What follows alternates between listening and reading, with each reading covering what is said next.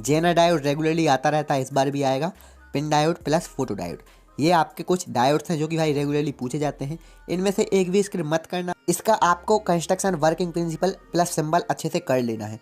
Second question जो आपका है वो पीएन जंक्शन का forward bias and reverse bias condition है, जो कि आपको सामने दिख रहा है।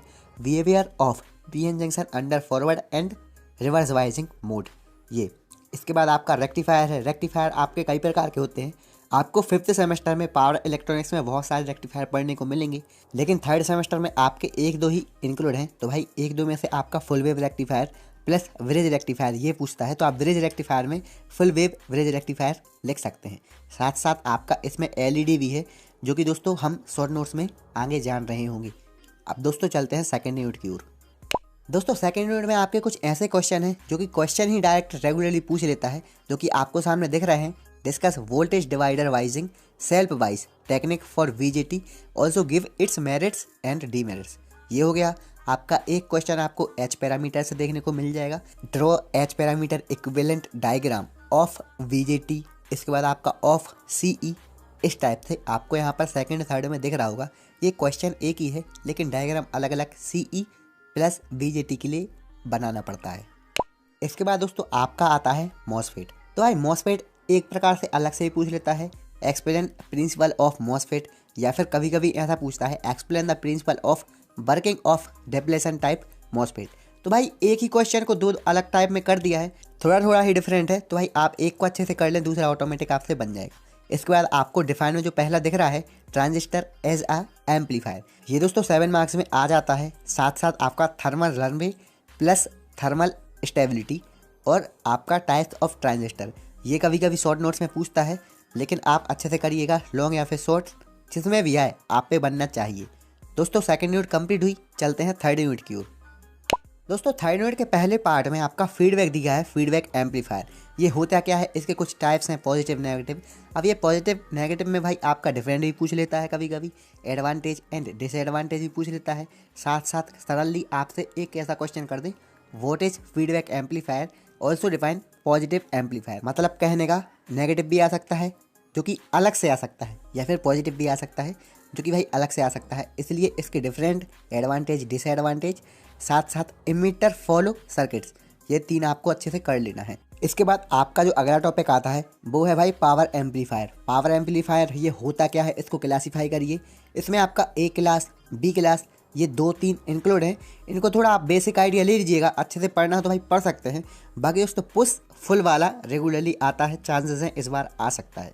इसी के साथ आपका थर्ड यूनिट में ऑक्सीलेटर्स भी इंक्लूड है, जो कि आपको सामने दिख रहे हैं। डिफाइन में LC oscillator plus wine oscillator, ये भाई दोनों ऑक्सीलेटर रेगुलरली आते रहे हैं। साथ साथ सिलेक्शन ऑफ एन ऑक्सीलेटर, ये भी भाई आप कर लेना। तो दोस्तों यहाँ पर आपकी थर्ड यूनिट कंप्लीट हुई। अब चलते हैं हम फोर्थ यूनिट की ओर।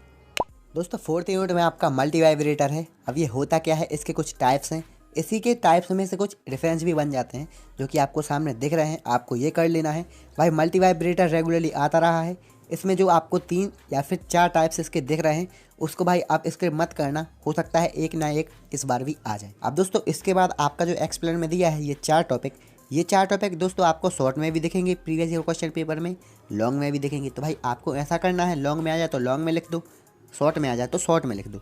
खासकर Darlington, pair, 555 timer, boost spring techniques, ये दोस्तों तीनों रेगुलरली आते रहे हैं, चांसेस हैं इस बार आ जाएंगे।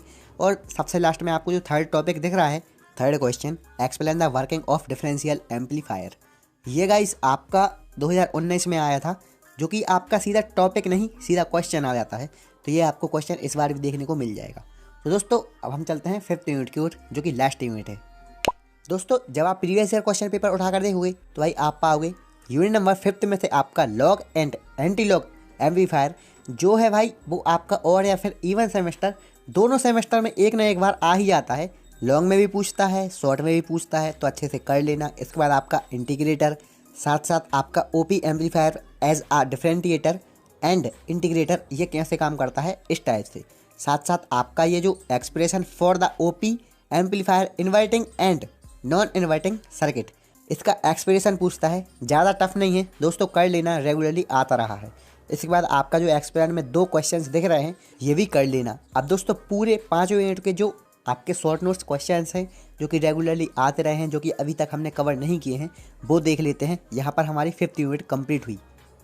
तो दोस्तों ये रहे वो आपके short notes question LED GEFT FET VJT वगैरह। AC DC लोड लाइन आपका 2016 के बाद से आया नहीं है, चांसेस हैं इस बार आ जाएगा। AC या फिर DC कोई भी आ सकता है लोड लाइन। तो दोस्तों यहाँ आपके एनालॉग इलेक्ट्रॉनिक के ऑल IMP क्वेश्चंस प्रोवाइड हो गए हैं। साथ साथ अगर आपको ये PDF चाहिए तो भाई आपको डिस्क्रिप्शन बॉक्स में लिंक मिल जाएगा, उस पर क्लिक करें, आपके सामने ऐसा इंटरफेस सामने आएगा। साथ साथ आपको यहाँ पर थंबनेल दिख रहा होगा, इसके नीचे डाउनलोड PDF का ऑप्शन है, इस पर क्लिक करें और इसकी PDF डाउनलोड कर लें। तो दोस्तों आई होप वीडियो इन्फॉर्मेटिव रहा होगा। तो अगर आप चैनल पर नए हो तो चैनल को कर दे सब्सक्राइब, वीडियो कर they like. Thanks for watching.